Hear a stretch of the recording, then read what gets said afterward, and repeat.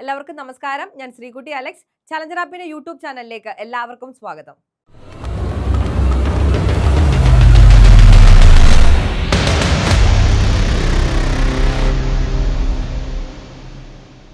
ഞാനിന്ന് KTT category 2ന്റെ social സയൻസിനെ base ചെയ്തിട്ടുള്ള കുറച്ച് ക്വസ്റ്റ്യൻസുമായിട്ട് അതിന്റെ ആൻസേഴ്സുമായിട്ടാണ് വന്നിരിക്കുന്നത്. ഞാൻ എല്ലാ ക്ലാസ്സിലും നിങ്ങളോട് പറയുന്നത് പോലെ തന്നെ നമ്മൾ എന്തെങ്കിലും കാര്യങ്ങൾ പഠിക്കുകയോ അല്ലെങ്കിൽ പഠിക്കാൻ ശ്രമിക്കുകയോ ചെയ്യുമ്പോഴത്തേനും ഒരു ബുക്ക് അല്ലെങ്കിൽ ഒരു പേനയൊക്കെ എടുത്ത് വെച്ച് റെഡി ആയിട്ടിരിക്കുകയാണെങ്കിൽ ആ പറയുന്ന പോയിന്റ്സ് കൃത്യമായിട്ട് എഴുതിയെടുത്ത് നിങ്ങൾക്ക് ഒരു നോട്ട് പ്രിപ്പയർ ചെയ്ത് കൃത്യമായിട്ടുള്ളൊരു സ്റ്റഡി പ്ലാനോട് കൂടി നിങ്ങൾക്ക് എക്സാം എഴുതാവുന്നതാണ്. അപ്പോൾ ഞാൻ ക്ലാസ്സിലേക്ക് കടക്കുകയാണ്. എല്ലാവരും ശ്രദ്ധിച്ചിരിക്കുക. ആദ്യത്തെ ചോദ്യം എന്ന് പറയുന്നത് ആത്മവിദ്യാ സംഘത്തിന്റെ സ്ഥാപകനെ കണ്ടെത്തുക എന്നുള്ളതാണ്. എല്ലാ മത്സര പരീക്ഷകളിലും എല്ലാ കേറ്ററ്റിന്റെ പ്രീവിയസ് ആയിട്ടുള്ള എല്ലാ ക്വസ്റ്റ്യൻ പേപ്പറിലും ഇങ്ങനെ ഒരു ചോദ്യം അത് നിർബന്ധമായിട്ട് ഉണ്ടാവാറുള്ളതാണ്. അപ്പം ഓപ്ഷൻസ് നോക്കിക്കേ.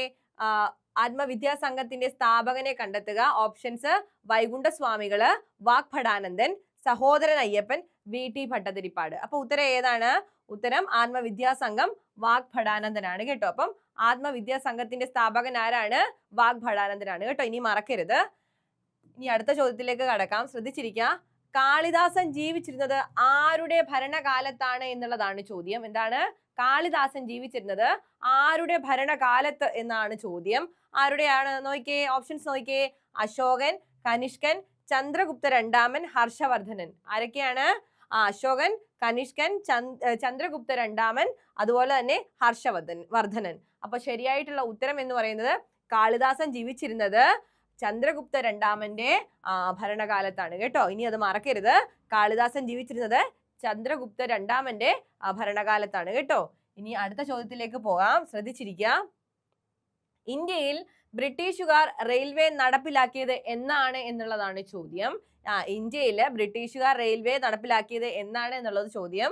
നമുക്ക് ഓപ്ഷൻസ് നോക്കാം. 1853, 1853, 1857, 1885, 1856. അപ്പൊ ശരിയായിട്ടുള്ള ഉത്തരം എന്ന് പറയുന്നത് ഇന്ത്യയിൽ ബ്രിട്ടീഷുകാർ റെയിൽവേ നടപ്പിലാക്കിയത് 1853 കേട്ടോ. എന്നാണ്? 1853. ഇനി അത് മറന്നു പോവരുത്. ഇനി ശ്രദ്ധിച്ചേ. അടുത്തത് ഒരു പ്രധാനപ്പെട്ട ചോദ്യമാണ്. ധരാസന ഉപ്പു സത്യാഗ്രഹം നടന്ന സ്ഥലം ഇന്ന് ഏത് സംസ്ഥാനത്തിലാണ് എന്നുള്ളതാണ് ചോദ്യം. എന്താണ്? ധരാസന ഉപ്പു സത്യാഗ്രഹം നടന്ന സ്ഥലം ഇന്ന് ഏത് സംസ്ഥാനത്തിലാണ് എന്നുള്ള ചോദ്യം.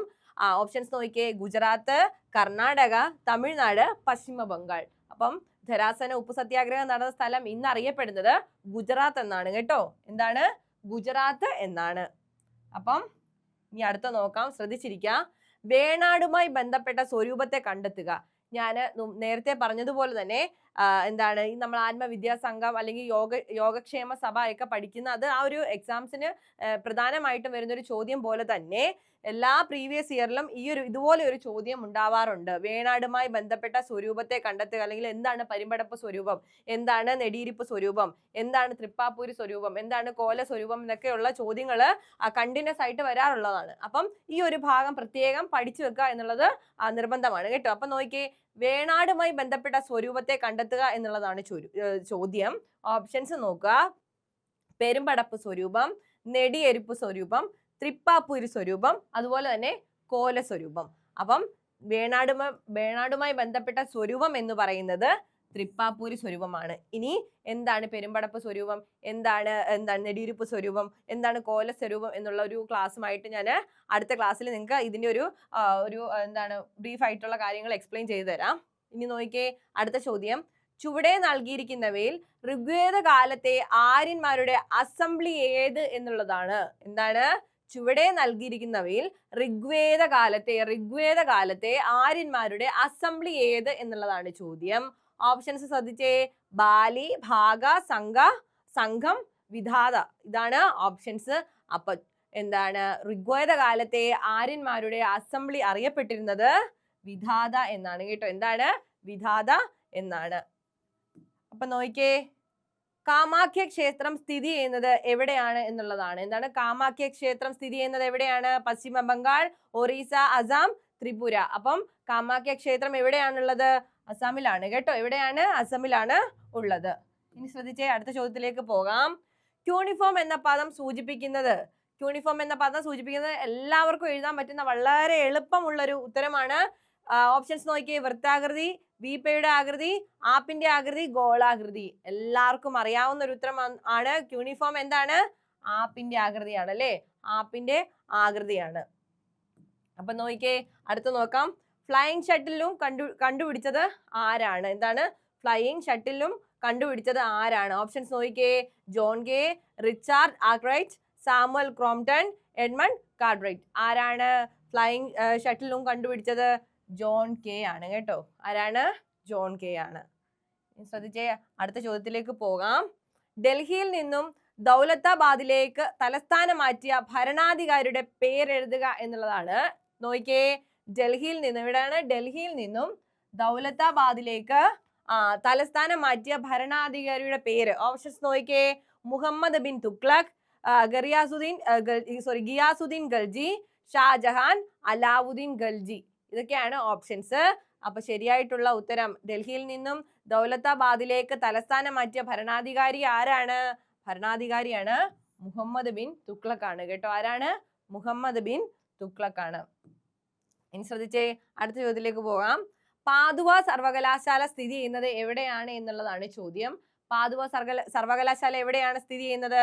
France, England, Germany, Italy. ഇതൊക്കെയാണ് ഓപ്ഷൻസ്. ശരിയായ ഉത്തരം, പാദുവ സർവകലാശാല സ്ഥിതി ചെയ്യുന്നത് ജർമ്മനിയിലാണ് കേട്ടോ. എവിടെയാണ്? ജർമ്മനിയിലാണ് കേട്ടോ. ഇനി നോക്കിയേ, അടുത്ത ചോദ്യത്തിലേക്ക് പോകാം. ലോക ഓസോൺ ദിനമായി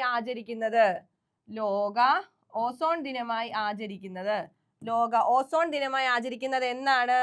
ജൂൺ 5, സെപ്റ്റംബർ 16, ഫെബ്രുവരി 2, സെപ്റ്റംബർ 23. ശരിയായിട്ടുള്ള ഉത്തരം ഏതാണ്? സെപ്റ്റംബർ 16 ആണ് അല്ലെ? ലോക ഓസോൺ ദിനം എന്നാണ്? സെപ്റ്റംബർ 16 ആണ് അല്ലേ? ഓക്കെ, നോക്കിയേ, ഇതൊക്കെ വളരെ എളുപ്പമുള്ള ചോദ്യങ്ങളല്ലേ? ഇനി നോക്കിയേ, അടുത്ത ചോദ്യം.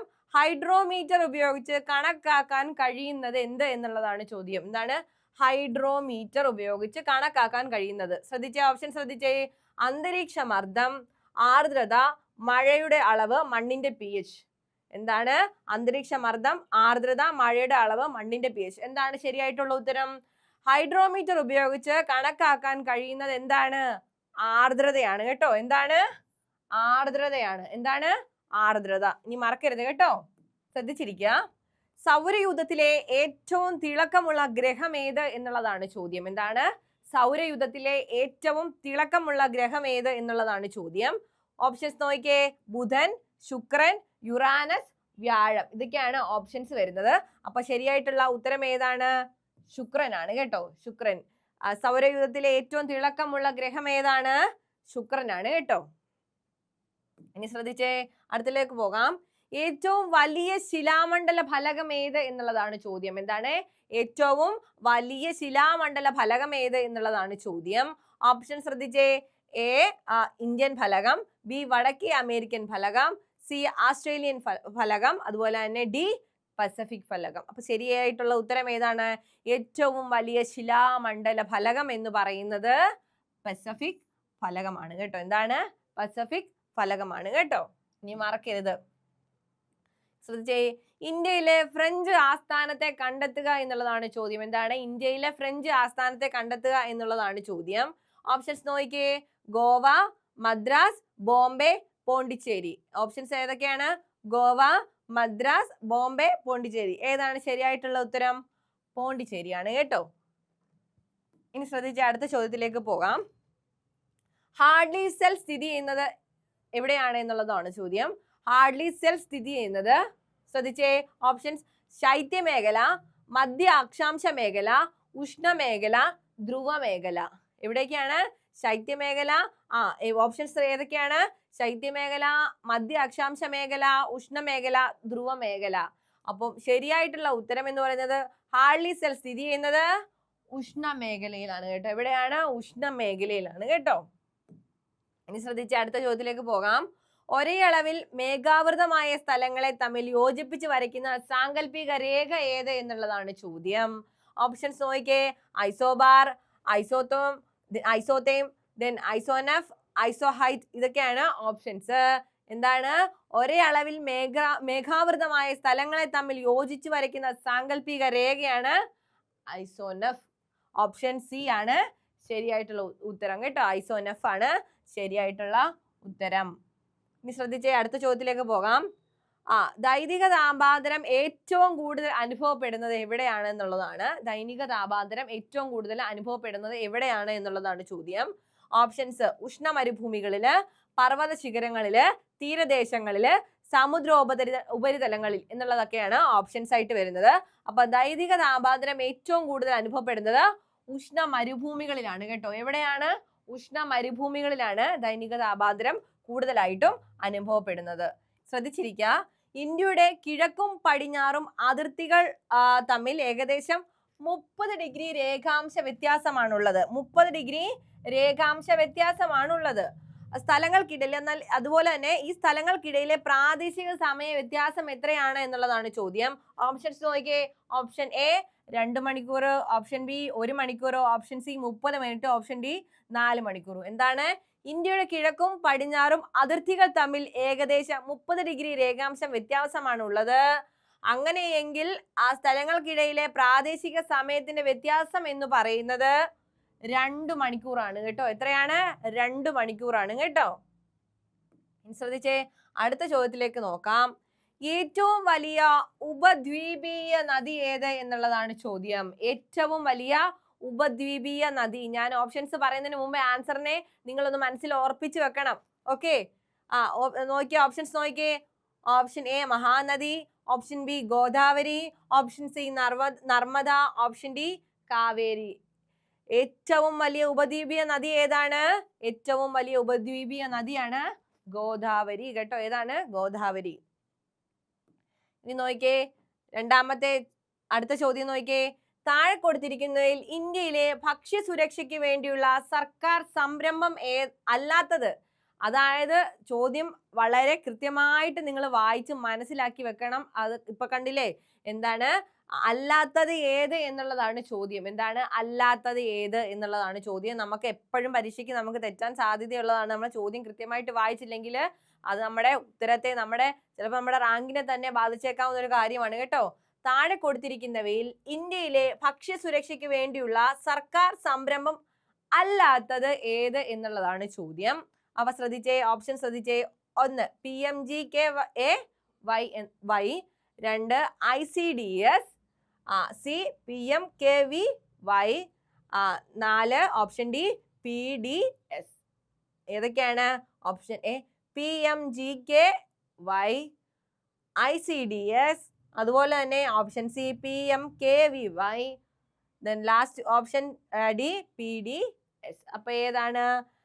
അപ്പൊ എന്താണ് ഇന്ത്യയിലെ ഭക്ഷ്യസുരക്ഷയ്ക്ക് വേണ്ടിയുള്ള സർക്കാർ സംരംഭം അല്ലാത്തത് ഏതാണ്? അല്ലാത്തത് ഓപ്ഷൻ സി PMKVY ആണ് കേട്ടോ. എന്താണ്? PMKVY ആണ് കേട്ടോ. ഇനി ശ്രദ്ധിച്ചേ, അടുത്തതിലേക്ക് പോകാം. താഴെ കൊടുത്തിരിക്കുന്നവയിൽ ലോക വ്യാപാര സംഘടനയുടെ ആസ്ഥാനം ഏത് എന്നുള്ളതാണ് ചോദ്യം. എന്താണ്? ലോക വ്യാപാര സംഘടനയുടെ ആസ്ഥാനം ഏത് എന്നുള്ളതാണ് ചോദ്യം. Washington, New York, Geneva, Brussels. ഇത്രയാണ് ഓപ്ഷൻസ് നൽകിയിരിക്കുന്നത്. ഏതാണ് ലോക വ്യാപാര സംഘടനയുടെ ആസ്ഥാനം? ലോക വ്യാപാര സംഘടനയുടെ ആസ്ഥാനം എന്ന് പറയുന്നത് ജനീവയാണ് കേട്ടോ. ജനീവയാണ് ലോക വ്യാപാര സംഘടനയുടെ ആസ്ഥാനം എന്ന് പറയുന്നത്. ശ്രദ്ധിച്ചിരിക്കുക. എന്താണ് ഇന്ത്യയിലെ 2ാം പഞ്ചവത്സര പദ്ധതിയുടെ പ്രാഥമിക ലക്ഷ്യം ഏതായിരുന്നു എന്നുള്ളതാണ്. എന്താണ്? 1956-61 എന്താണ് 2ാം പഞ്ചവത്സര പദ്ധതിയുടെ പ്രാഥമിക ലക്ഷ്യം എന്തായിരുന്നു എന്നുള്ളതാണ് ചോദ്യം. ഓപ്ഷൻസ് ശ്രദ്ധിച്ചേ. ഓപ്ഷൻ എ ദ്രുതഗതിയിലുള്ള വ്യാവസായികവൽക്കരണം ആർജിക്കൽ, ഓപ്ഷൻ ബി കാർഷിക സ്വയം പര്യാപ്തത ഉറപ്പുവരുത്തൽ, ഓപ്ഷൻ സി പൊതുമേഖലാ സ്ഥാപനങ്ങളുടെ സ്വകാര്യവത്കരണ പ്രോത്സാഹിപ്പിക്കൽ, ഓപ്ഷൻ ഡി കയറ്റുമതി കേന്ദ്രീകൃത വളർച്ച പരിപോഷിപ്പിക്കൽ. ഇതൊക്കെയാണ് ഓപ്ഷൻസ് ആയിട്ട് വരുന്നത്. ശരിയായിട്ടുള്ള ഉത്തരം ഏതാണ്? 2ാം പഞ്ചവത്സര പദ്ധതിയുടെ 1956-61 പഞ്ചവത്സര പദ്ധതിയുടെ പ്രാഥമിക ലക്ഷ്യം എന്ന് പറയുന്നത് ദ്രുതഗതിയിലുള്ള വ്യാവസായികവൽക്കരണം ആർജിക്കലാണ് കേട്ടോ. ഓപ്ഷൻ എ ആണ് ദ്രുതഗതിയിലുള്ള വ്യാവസായികവൽക്കരണം ആർജിക്കലാണ് 2ാം പഞ്ചവത്സര പദ്ധതിയുടെ പ്രാഥമിക ലക്ഷ്യം എന്ന് പറയുന്നത് കേട്ടോ. ശ്രദ്ധിച്ചേ, ഇത് വളരെ എളുപ്പമുള്ള ചോദ്യമാണ്. 1 മാർക്ക് നമുക്ക് ഉറപ്പിക്കാവുന്നതാണ് അല്ലേ? കേരളത്തിൽ ഏത് ജില്ലയിലാണ് കയർ ഉൽപാദനത്തിന്റെ കേന്ദ്രമായി അറിയപ്പെടുന്നത്? തൃശൂർ, ആലപ്പുഴ, കണ്ണൂര്, കൊല്ലം. എവിടെയാണ്? ആലപ്പുഴയിലാണ് അല്ലേ? അപ്പം നമുക്ക് കണ്ണും പൂട്ടി അങ്ങ് ഉറപ്പിക്കാം. ഇനി അടുത്ത ചോദ്യത്തിലേക്ക് പോകാം. ശ്രദ്ധിച്ചേ. 2024 ഏപ്രിൽ മാസം അടിസ്ഥാനമാക്കി ഇന്ത്യയിലുള്ള ദേശസാൽകൃത വാണിജ്യ ബാങ്കുകളുടെ എണ്ണമാണ്. ഇന്ത്യയിലെ ദേശസാൽകൃത വാണിജ്യ ബാങ്കുകളുടെ എണ്ണമാണ് ചോദിക്കുന്നത്. 2024 ഏപ്രിൽ മാസം അടിസ്ഥാനമാക്കിയുള്ളതാണ് കേട്ടോ. അപ്പം ഓപ്ഷൻസ് നോക്കിയേ. 12, 14, 15, 19. എന്താണ്? ദേശസാൽകൃത വാണിജ്യ ബാങ്കുകളുടെ എണ്ണം എന്ന് പറയുന്നത് 12 ആണ് കേട്ടോ. എത്രയാണ്? 12 ആണ്. മറക്കരുത്. ഇനി നോക്കിയാ അടുത്ത ചോദ്യം. ഇന്ത്യയിൽ അവസാനമായി ജനസംഖ്യ കണക്കെടുപ്പ് നടന്ന വർഷം ഏതാണ് എന്നാണ് ചോദ്യം. ഇന്ത്യയിൽ ലാസ്റ്റ് ജനസംഖ്യ കണക്കെടുപ്പ് നടന്ന വർഷം എന്ന് പറയുന്നത് 2011 ആണ് കേട്ടോ. 2011 ലാസ്റ്റ് ഇന്ത്യയില് ജനസംഖ്യ കണക്കെടുപ്പ് നടന്നിട്ടുള്ളത്. ഓപ്ഷൻസ് ഏതൊക്കെയായിരുന്നു? 2001, 2011, 2021, 2019. ശരിയായിട്ടുള്ള ഉത്തരം ഏതാണ്? 2011 കേട്ടോ. നോക്കിയേ അടുത്തത്. ജനങ്ങൾ അല്ലെങ്കിൽ അവരുടെ പ്രതിനിധികൾ അധികാരം കൈയാളുന്ന ഭരണ സമ്പ്രദായത്തിന് പറയുന്ന പേരെന്ത്? വളരെ എളുപ്പമുള്ള ചോദ്യമാണ്. ജനങ്ങൾ അല്ലെങ്കിൽ അവരുടെ പ്രതിനിധികൾ അധികാരം കൈയാളുന്ന ഭരണ സമ്പ്രദായത്തിന് പറയുന്ന പേരെന്താ? ഓപ്ഷൻസ് നോക്കണമെന്നില്ല, നമുക്ക് പറയാം. ഓപ്ഷൻസ് നോക്കിയേ. രാജവാഴ്ച, ജനാധിപത്യം, ഒളിഗാർക്കി, സ്വേച്ഛാധിപത്യം. അപ്പൊ ഏതാണ്? ജനങ്ങൾ അല്ലെങ്കിൽ അവരുടെ പ്രതിനിധികൾ അധികാരം കൈയാളുന്ന ഭരണ സമ്പ്രദായത്തിനെ ജനാധിപത്യം എന്ന് പറയുന്നു അല്ലേ? ഓപ്ഷൻ ബി ജനാധിപത്യം എന്ന് പറയുന്നു. നോക്കിയേ അടുത്ത ചോദ്യത്തിലേക്ക് പോകാം. താഴെ പറയുന്നവയിൽ ഗ്രാമപഞ്ചായത്തിന്റെ ചുമതലയിൽ പെടുന്നത് ഏത് എന്നുള്ളതാണ് ചോദ്യം കേട്ടോ. താഴെ പറയുന്നവയിൽ ഗ്രാമപഞ്ചായത്തിന്റെ ചുമതലയിൽ പെടുന്നത് ഏത് എന്നുള്ളതാണ്. ശ്രദ്ധിച്ചിരിക്കുക. വരുമാന നികുതി പിരിക്കുക, ക്രമസമാധാന പാലനം, പ്രാഥമിക വിദ്യാഭ്യാസം, ദേശീയ പാതകൾ നിർമ്മിക്കുക. അപ്പൊ ഏതാണ്? ഗ്രാമപഞ്ചായത്തിന്റെ ചുമതലയിൽ പെടുന്ന ഏതാണ്? പ്രാഥമിക വിദ്യാഭ്യാസമാണ് കേട്ടോ. ഓപ്ഷൻ സി ആണ് ശരിയായിട്ടുള്ള ഉത്തരം എന്ന് പറയുന്നത്. അപ്പം മുൻകാല വർഷത്തിൽ കേറ്ററ്റ് എക്സാമിന് ചോദിച്ചിട്ടുള്ള 30 ചോദ്യങ്ങളുടെ 30 ചോദ്യങ്ങളും അതിന്റെ ഉത്തരവുമായിട്ടാണ് ഞാൻ നിങ്ങളുടെ മുന്നിലേക്ക് വന്നത്. ഇതുപോലുള്ള പ്രീവിയസ് ക്വസ്റ്റ്യൻസ് നമ്മൾ എക്സാമിന് മുമ്പ് ഒന്ന് അനലൈസ് വെക്കുന്നത് ഏതൊക്കെ രീതിയിലായിരിക്കും ക്വസ്റ്റ്യൻസ് വരുന്നത്, ഏതൊക്കെ രീതിയിലുള്ള ക്വസ്റ്റ്യൻസ് ആയിരിക്കും എക്സാംസിന് വരുന്നത്, ഏതൊക്കെ രീതിയിലായിരിക്കും നമ്മൾ ക്വസ്റ്റ്യൻസിനെ അല്ലെങ്കിൽ എക്സാമിനെ അപ്രോച്ച് ചെയ്യേണ്ടത് എന്നൊക്കെ മനസ്സിലാക്കാൻ വേണ്ടിയിട്ട് ഇതുപോലെയുള്ള പ്രീവിയസ് ക്വസ്റ്റ്യൻസ് മനസ്സിലാക്കി വെക്കുന്നത് വളരെ നല്ലതായിരിക്കും. അപ്പം ഇതുപോലെയുള്ള കേറ്ററ്റിന്റെ പ്രീവിയസ് ക്വസ്റ്റ്യൻസും അതുപോലെ തന്നെ കേറ്ററ്റിന്റെ ക്ലാസ്സുകളും ഒക്കെ ആയിട്ട് ഞാൻ വരുന്നതായിരിക്കും. അപ്പോൾ ഈ ക്ലാസ്സുകൾ കൃത്യമായിട്ട് നിങ്ങൾക്ക് ലഭിക്കുന്നതിന് വേണ്ടിയിട്ട് നമ്മുടെ ചലഞ്ചർ ആപ്പിന്റെ യൂട്യൂബ് ചാനൽ നിങ്ങൾ സബ്സ്ക്രൈബ് ചെയ്യുക. അതുപോലെ തന്നെ ഇൻസ്റ്റഗ്രാം പേജ് ഫോളോ ചെയ്യുക, ടെലഗ്രാമിൽ ജോയിൻ ചെയ്യുക. നിങ്ങൾ ചലഞ്ചർ ആപ്പിന്റെ കോഴ്സുകൾ കൃത്യമായിട്ട് പർച്ചേസ് ചെയ്യുക. അപ്പം ഇതുപോലെയുള്ള ക്ലാസ്സുകളുമായിട്ട് ഞാൻ ഇനിയും വരുന്നതായിരിക്കും. നന്ദി, നമസ്കാരം.